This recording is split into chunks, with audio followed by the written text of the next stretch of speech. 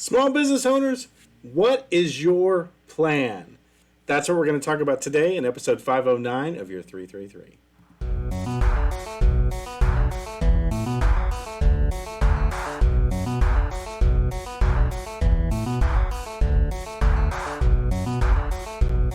Solopreneurs, business owners, we are two sections into a new series talking about how to survive your first year in business.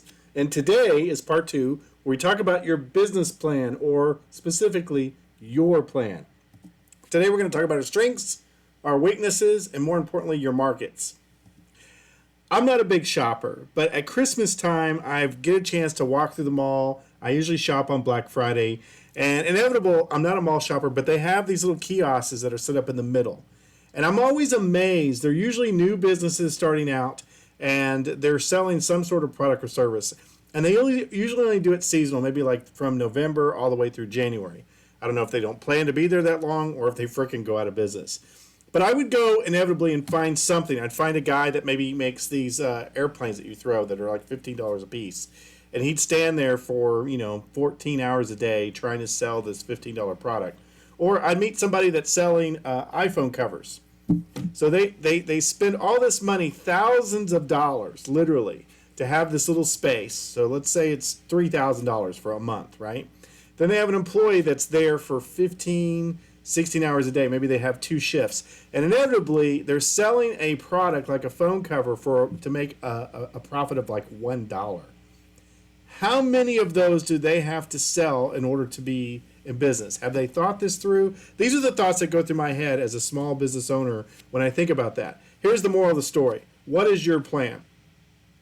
Okay, business tip number 1. You've got to know your strengths really well. Is this something that you love, that you want to do, and that you can do, and that you are better at it or have a better product than everybody else?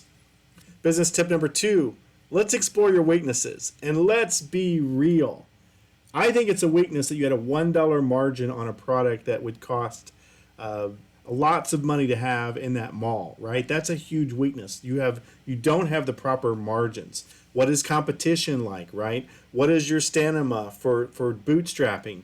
Do you have the money? Do you have the capital? Write down all the weaknesses that you have. But more importantly, what is your markets, and can you make it in this market? Fabulous book, you've heard me mention it before, by Pat Flynn, Will It Fly?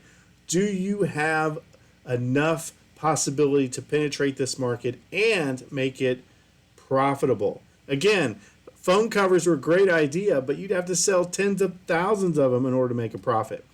That's what I'm learning today, and anything I learn, I throw the fence to you. It's not that I want to poo-poo on your parade, but you have to have a plan in order to be successful. You want to overcome that curve of 80% failing within the first 2 years. I want you to be successful. Now go back to sleep.